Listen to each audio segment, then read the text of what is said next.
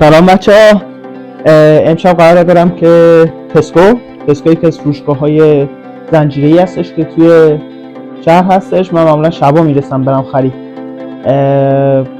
بریم ما هم دیگه یه سری صحبت‌ها داریم که توی راه باهاتون بگم. ادامه صحبت تو راه بزنم واسهتون.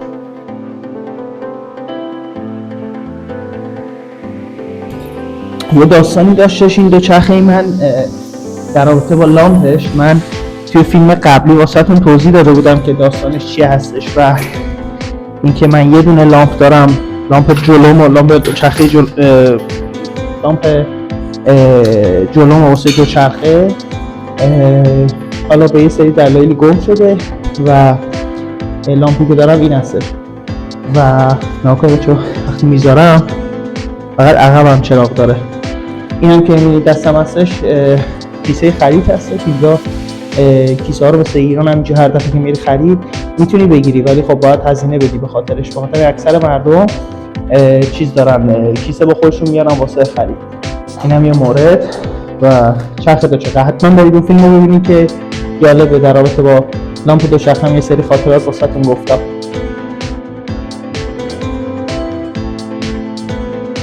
خب بچه‌ها، دارم میرم سمت تسکو. این تسکویی که هستش 24 ساعته هستش، یه دونم هستش ازش توی شهری که من زندگی میکنم سگه و بعضی از روزا البته بسته هستش، ولی خب اکثر روزهای سال 24 ساعته باز هستش. دارم از کنار راستی دپارتمان آناتومی رد میشه، البته دپارتمان فورنسیک هم هستش، هم پزشک قانونی و بکنم سمت چپ من. آره این ساختمون کرمه. خیلی روزهای سختی بچه اینجا گذروندم. بگذاریم بچه ها، چیزی که میخواستم بهتون بگم این بودش که خیلی تو ذهنم بولت هستش، خواستم بهتون بگم این که بچه ها زمانی که مهاجرت میکنید خارج واقعا معنی این که خودتون هستید و خودتون رو درک میکنید. یعنی این که منظورم اینه که بچه ها هر اتفاقی بیفته تو خارج از کشور، حالا خدا نکنه واسه هیچ کس اتفاق بیفته، ولی مشکلی باشه، بیماری باشه، مشکل درسی باشه، مشکل هر چیزی دیگه ای باشه، بچه خودتون هستید و فقط خودتون میتونید به داد خودتون برسید. هستن بچه دوستایی که بخوان کمکتون کنن، ولی واقعا آخر ماجرا خودتون میبینید که خودتون هستید، فقط میتونید دست خودتون رو بگیرید از زمین بلند کنید. این من بارها بهم ثابت شده و خیلی سختی‌های زیادی گذروندم. الان 6 سال میشه اینجا هستم خارج از کشور و واسه بچه‌هایی هم که تازه اومدن دارن این فیلمو ببینن نمیدونن بگم که من الان تو مجارستان دارم زندگی میکنم و دانشجوی پزشکی هستم. این یه مورد که واقعا باید بدونید بچه‌ها، سختی‌های زیادی هستش، مثل ایران نیستش که خب به هر حال نهایتش این یه شهر مثلا فاصله هستش از ایران، حالا با هواپیمایی، با قطاری، با چیزی اگه خدای نکرده مشکلی پیش بیاد واسهتون، خانواده خودشونو برسونن بهتون و مشکلتون حالا کمک بشه بهش. ولی اینجا اینجوریه که اگه خدای نکرده دردسری داشته باشید، هر چالنجی داشته باشید، باید خودتون بتونید حلش کنید و اونجا هستش که معنی زندگی رو درک میکنید. این از این مورد بعد این که بچه‌ها در رابطه با کار کردن اینا تو ذهنم واسهتون توضیح بدم. اینو بچه‌ها بهتون میگم یه باور غلطی هستش که توی ایران اکثر بچه‌ها فکر میکنن که اگر بیان خارج از کشور با زبان انگلیسی بلد باشن میتونن کار پیدا کنن، مشغول کار بشن و یا حالا هر چیزی که دیگه‌ای که هستش، حالا هر جا. ولی بچه‌ها اینو بهتون بگم تو اکثر کشورهای اروپایی مردم اون کشور ترجیح میدن که به زبان خود اون کشور صحبت کنن. مثلا حالا توی آلمان بخوام واسهتون مثال بزنم، اکثر مردم ترجیح میدن که به زبان آلمانی با هم دیگه صحبت کنن و حالا انگلیسی هم اینجوری نیستش که تو صحبت میکنن، ولی خب آلمانی باید بلد باشید. اینجا هم همینطور زبان مجاری. یکی از اشتباهات من همین بودش روزی که من اومدم اینجا، یعنی اومدم به مجارستان، اول میخواستم برم چک، یه سری مشکلات پیش اومد و اینها نتونستم. حالا شاید تو ویدیوهای بعدی واسهتون توضیح بدم دلیلم چی بوده که نشد برم چک. ولی وقتی اومدم مجارستان دلار 5000 تومان بودش. الان هم که میدونید وضعیت اقتصاد چجوری هستش و چند شده. خب فشار همونجور که خیلی ها میاد به من هم اومدش و داره میاد. توی اون برهه‌ای که خب یه دفعه‌ای اوج گرفتش به سمت بالا رفتم، من رفتم واسه دنبال کار. اجازه کارم دانشجوها دارن اینجا در صورتی که اکتیو باشید، یعنی سمسترتون فعال باشه، دارید درس میخونید. و رفتم دنبال کار. همه‌شون بچه‌ها همه جاهایی که دنبال کار رفتم، حالا جایی که من رفتم از بوتیکا بودش، نمیدونم از فست فودا بودش، فست فودا مثلا مثلا من KFC، مکدونالد، برگر کینگ و غیره. گرچه رئیسای اون شعبه ها انگلیسی صحبت میکردن و خیلیشون خب میتونن انگلیسی صحبت کنن، ولی به اتفاق همشون این حرفی که من میزدم این بودش که تو باید بتونی مجاری صحبت کنی. خب من نمیتونستم بچه‌ها مجاری صحبت کنم. مجاری واقعا زبان سختیه و نیاز داره که چندین سال بگذره تا شما بتونی مسلط بشید به این زبان. ولی خب متاسفانه من چنین چیزی رو کاسنو ببخشید بچه‌ها، من کلمه‌ای که به کار بردم به معنی مجاری یعنی ممنون. خانمی بودش واسه پاتو شخص که من رد بشم. داشتم بهتون میگفتم بچه‌ها همشون به اتفاق این حرف زدن که باید تو بتونی زبان مجاری صحبت کنی، وگرنه کامیونیکیتت نمیتونه به راحتی صحبت بگیره. حالا پشت صندوق می‌خوایم بذاریم یا قسمت پخت و پز باشه، چون واسه قسمت پخت و پز باید یه دوره آموزشی ببینی. سر همین شدش که همشون اپلیکیشنمو ریجکت کردن و نتونستم کار کنم. گرچه یه سری شرکت‌ها بچه‌ها بودن که میشد رفت توشون دنبال کار گشت و منم رفتم.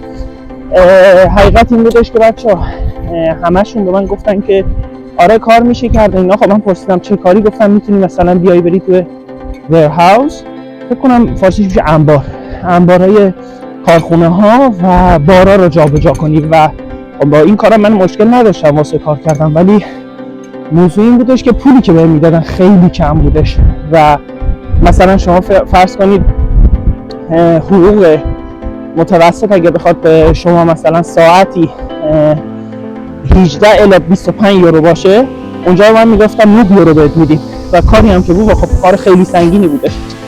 و باز هم من با خودم 2 تا 4 تا کردم، گفتم حتی اگه با این شرایط من برم کار کنم، پولی که بهم دستم میگیره ته ماه حتی پول کرایه خونه هم نمیشه، واقعا نمیصرفه واسم. و این شدش که بچه‌ها اپلیکیشن اصلا پروسه کار کردن و اینا منتفی شده و رفتم تو حالت پاور سیوینگ. این که جایی که رفتم بچه اینجا بودش، این مکدونالدی که این بغل هستش، همین بغل مکدونالد درایوه. و اینجا خب همون حرفی که بهتون گفتم و زدم به من و ریجکت شدش. دارم میرسم به این تسکو، حالا از بیرونش هم واسهتون میگیرم. معمولا بچه ها من بهتون گفتم شبا میرسم برم خرید و روزا که یا دارم درس میکنم یا کلاس دارم. خوبیش اینه که خب شبا هم خلوته، هم میتونم اینجوری با شما صحبت کنم. اگه بخوام صبح بیام خیلی آدم ها اینا تو قسمت پیاده رو راه میرن، راحت نمیشه واسهتون صحبت کردش و فیلم گرفتش. و اینم یه چیز دیگه که خواستم بهتون بگم. الان بچه ها فکر کنم تو فیلم بهتون گفتم جلوتر 6 سال هستش که برنگشتم ایران و هستن بچه هایی که بین بریکاشون خب تون برمیگردن ایران، ولی خب برگشتن حقیقت یه هزینه‌ای داره، خیلی سخته. کسی از جلوسا میگم سخته، نرفتن ایران، خانواده رو ندیدن، ولی خب به هر حال هر کاری یه بهایی داره دیگه و باید تحمل بشه. خیلی از بچه‌ها نمیتونن چه این چیزی رو تحمل کنن. حالا اینم از این بچه، این تسکو بیرون تسکو هستش.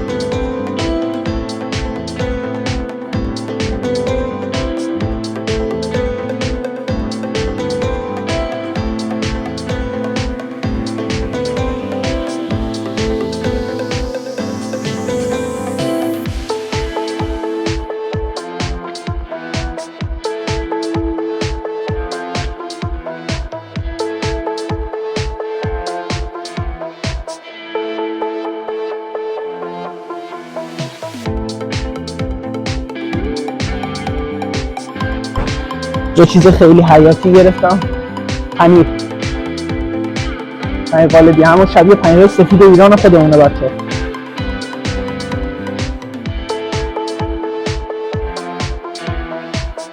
میخواید به این قسمت سکشن لباساش هم ببینید. الان هوا زمستون داره میشه بچه، هوای سرد داره میاد، بخاطر همین اکثرا اگه نگاه کنید لباساش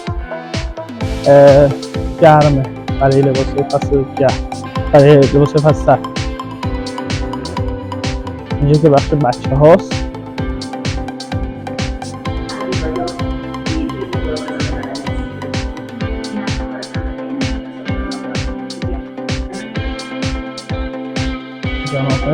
کاپشناش و بچه ها خیلی خوبه. تسکو که از فروشگاه هایی هستش که اصلش برای انگلیس هستش و شعبه داره تو سطح اروپا.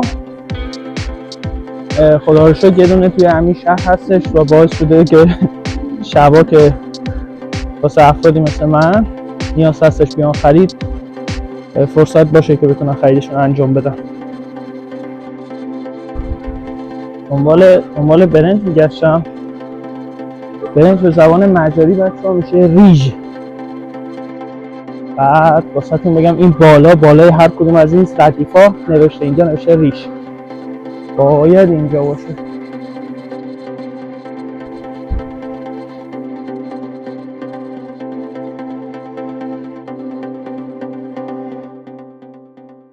بله اینم قسمت برنجاش. برنجی که من معمولا میگیرم اینه، این سبزه است.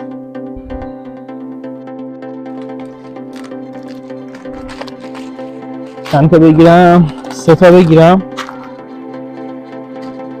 من زیاد برنج نمیخورم ولی خب میام میگیرم میذارم خونم بمونه همین 3 تا رو، تا حالا هر دفعه که میام از دانشگاه از کتابخونه تا امکانه دیگه دوباره پا نشم بیام این همه را خرید یه دونه. گرچه بچه اینجا اکثر مردم روزانه اکثرا میان خرید میکنن، اکثر دانشجوها مثل من اینجوری میان خرید میکنن میبرن میذارن خونه. این بخش که تای سمت آبشنگولیاست و این بخش آبشنگولیاش هم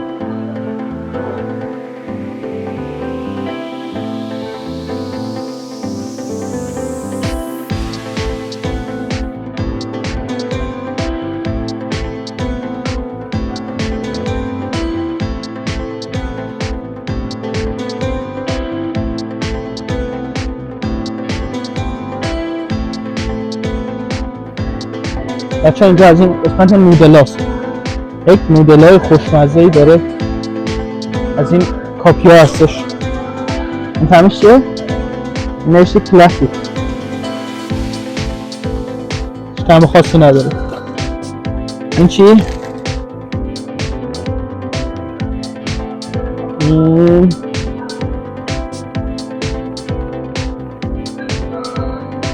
نوشته تریاکی.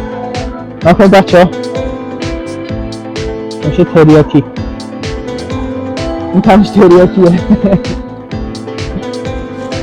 نودل تریاکی ندیدم تا حالا اینو.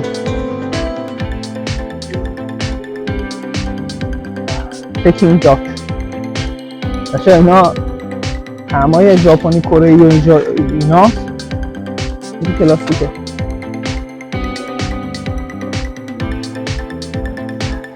این تمام چیزی سردن نمیاد. من معمولا اگه بخوام بگیرم پنیریشو میگیرم، آبجوش میریزی سریع درست میشه.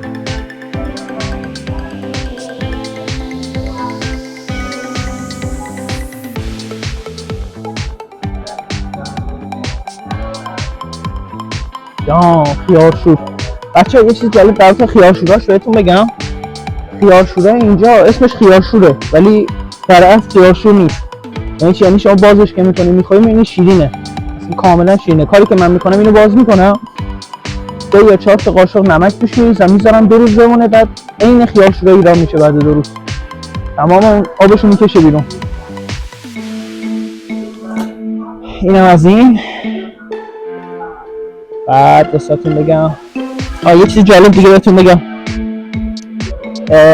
این این فلفل بچه فلفل قرمزه، خب اما تون نیستش، فلفل مجاری مخصوص مجاری هست. یه طعم خیلی خوشمزه‌ای بچه ها میده به غذا، من همیشه استفادهش میکنم. این کوچولوه ولی من بعضی موقع بزرگش رو میگیرم استفاده میکنم.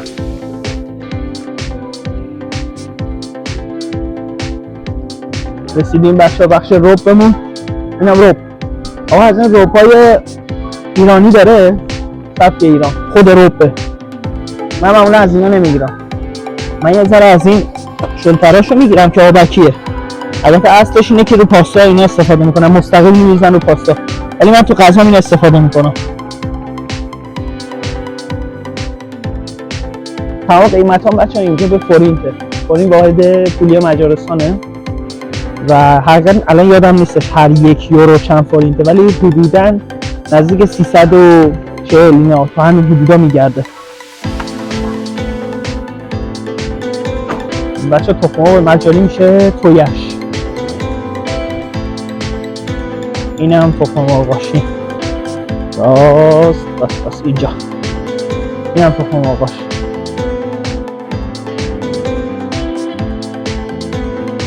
من معمولا شونه‌ای میگیرم، همون دلیلی که گفتم هر دفعه تون نیام اینجا تخم مرغ بگیرم.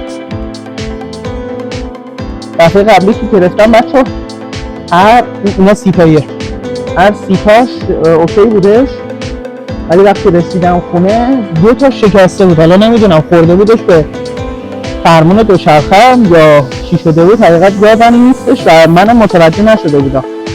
بعد که گذاشته بودم تو یخچال متوجه شدم که شکسته. خاطر همین 2 تا از تخم مرغ‌ها چسبیده بود به کاغذ. فشارم که میدید تاپ میترکه، صداش هم اینجوریه تاپ.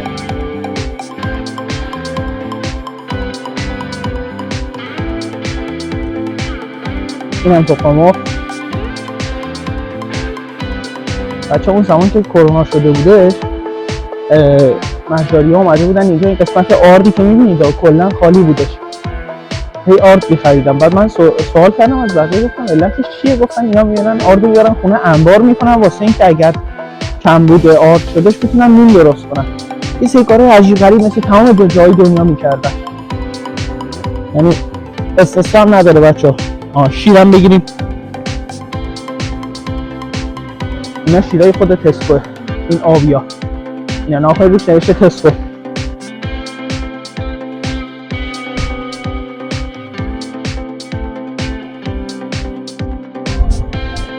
این تسکو UHT تیپ، تسکو که مارکش UHT هم که بچه ها چیز میشه دیگه، چی میگن، پاستوریزه کردن و پروسه اونا هستش. که هم که همون بهتون گفتم مجاری یعنی شیر 2.5% هستش. جیرم میشه چربی، حالا بقیه کلمه‌ش رو نمیدونم و جیر میشه چربی. من فکر کنم بهتون تو ویدیو هم نگفتم ولی یه دونه پسر دارم، پسرم هم البته گربه هستش، اسمش رستمه و غذای پسرم هم تموم شده، من برم واسش غذا بگیرم، یعنی میخواستم بیام غذا بگیرم واسش. اینجا بچه سکشن حیوونا و پرنده ها و اینا هستش، غذاهاشون اینا رو کلا میذارن اینجا. منم غذایی که واسه پسرم میگیرم آقا رستم استرایل کت فود هستش و دفعه قبلی با طعم ماهی واسش گرفته بودم، این دفعه میخوام با طعم گوشت واسش بگیرم. اینا افتاد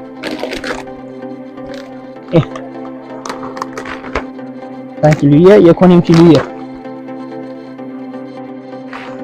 خیلی دوست داره بچه این غذا رو. خیلی اینجا طعمای مختلف و برندهای مختلف هستش.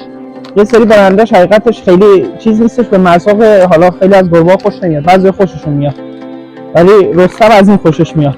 حالا تو فیلم‌های دیگه خود رستم هم بهتون نشون میدم.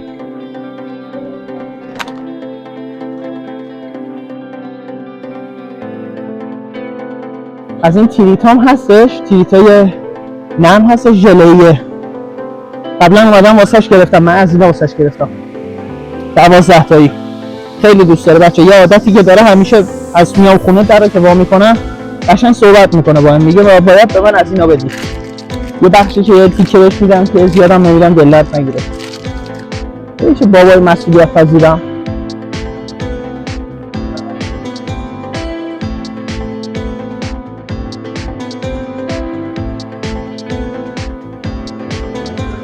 اینجا هم قسمت سکشن سگاست. بچه غذای سگا رو نگاه کنید، ماشاءالله.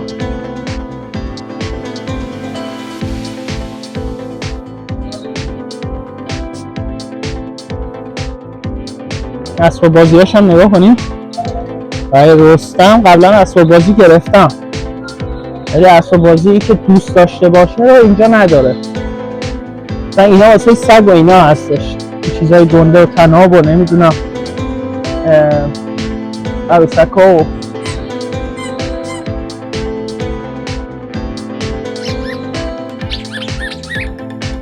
از اینا سگا دوست دارم بچه ها. این تو چیه؟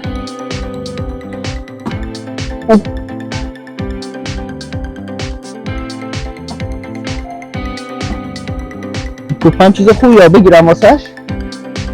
بگیرم نگیرم؟ بیان از این توپا واسش بگیرم. این توپا گنده است، به راحتی هم نمیتونه گمش کنه. قرمزشو بگیرم، آبیش، صورتیش، این رنگش قشنگ کرده.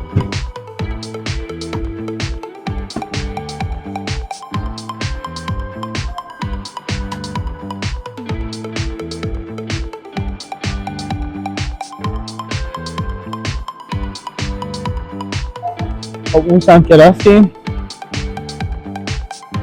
بچه یه انجیرایی داره اینجا که این فصل سرم میشه میاد از این.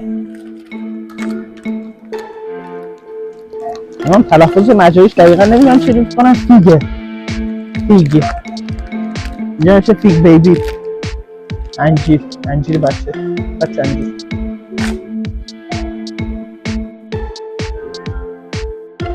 میبینید بچه ها این یکی از تفریحات شبونه منه که میام اینجا خرید میکنم.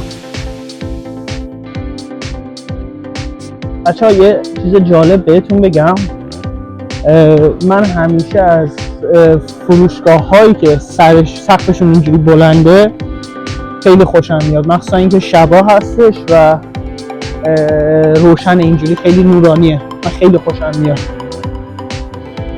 حالا الان یه سری میگن خب به ما چه خوشت بیاد. من خواستم بگم که لذت میده بچه‌ها قدم زدن توی اینجا. بعضی از شبا اصلا خریدم ندارم، همینجوری میام داخل، میام چرخ میزنم دوباره میرم بیرون واسه یه استراحت.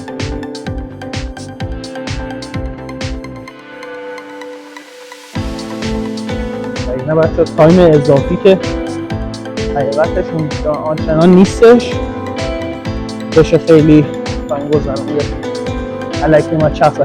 بچه این قسمت سکشن سمت راست رو میبینید، اینا الان بس فصل صبح میان مرغ و گوشت و همه چیزا رو به صورت کیلو اینا مردم میتونن بخرن. این سوسیسایی که میبینید اینجا، این سوسیسا مخصوص سوسیسای مجاریه، مخصوص مجاراست. یه طعم خیلی خاصی داره و دستساز هم هستش. یکی از ترکیباتش بچه‌ها میدونم این که خون پیشه و طعمای مختلف داره، اینجا نوشته.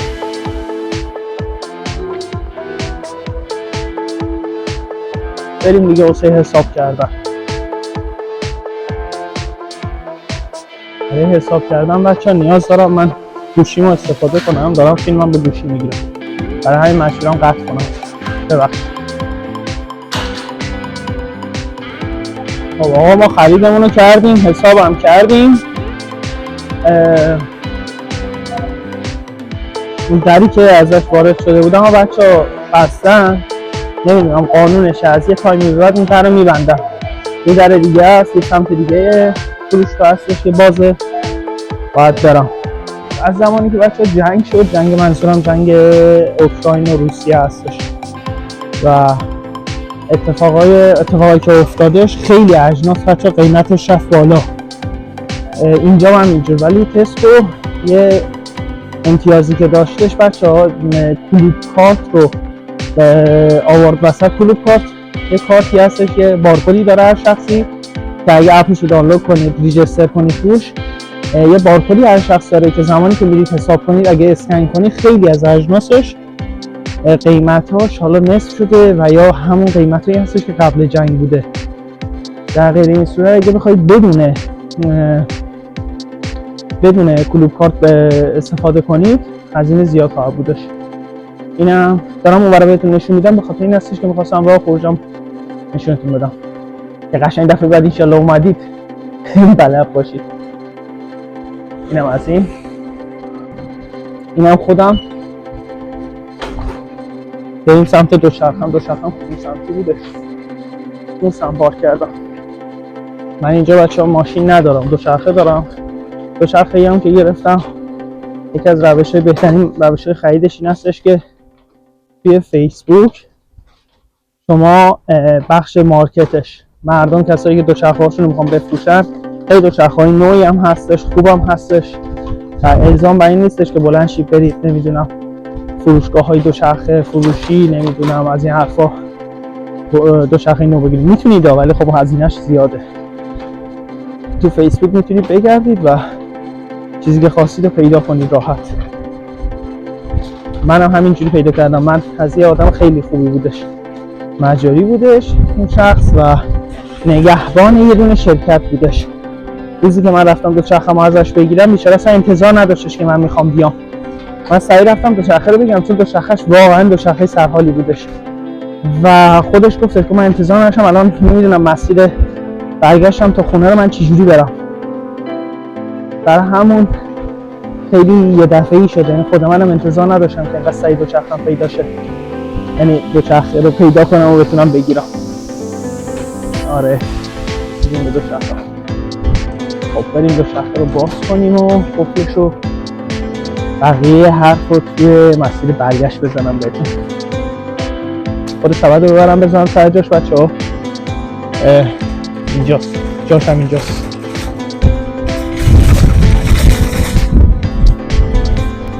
اینجا بچه موقعی که میخوای سبد استفاده کنی میتونی یه سکه 1 یورویی یا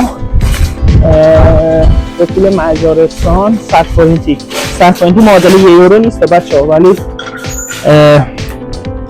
میشه سکه 100 فرنتی مجاری استفاده کردش. این معادل 1 یورو نیست. یه بار گفتم بهتون.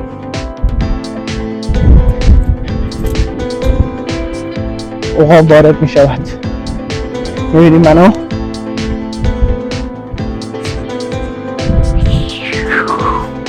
بچه ها. اینم خریدم از تسکو. یه سری چیزا بچه ها بهتون بگم واسه آخرای این فیلم.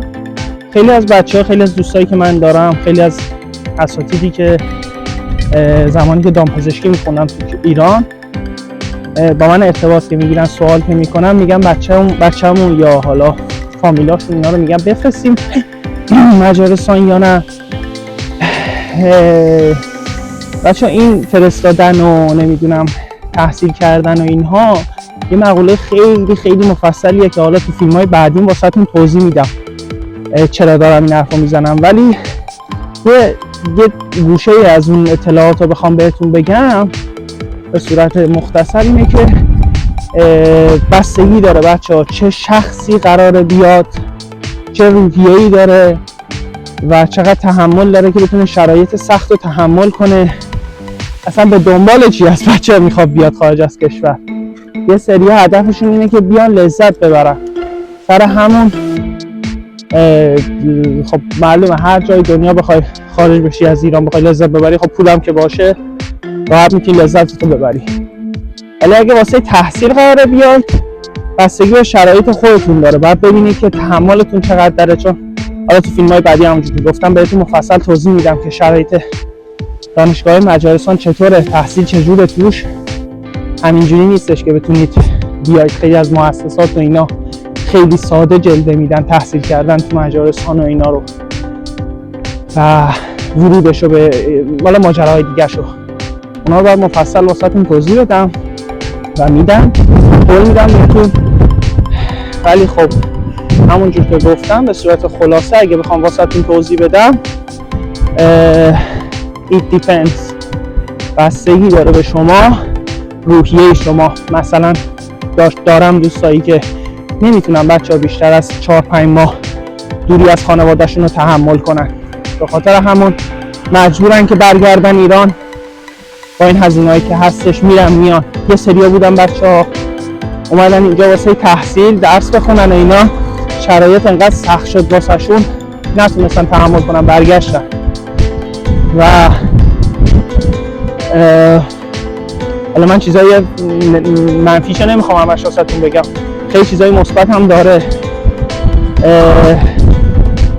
ولی خب به صورت کلی باید روحیه‌تون خیلی قوی باشه. من نمیخوام بگم من قوی هستم و از این حرفا، ولی خب میخوام واقعیتی که در خارج از کشور است رو بهتون بگم که فکر نکنید بچه‌ها خارج از کشور گل و بلبله، نمیدونم من اومدم چقدر خوب شد شرایطم و اینا. بله نسبت به شرایطی که الان تو کشورمون هستش خیلی چیزاش بهتره قطعا، خب طبیعی هم هستش قطعا، خودتونم میدونید، اصلا نیاز به گفتن نداره فاکتورهایی که فرق داره.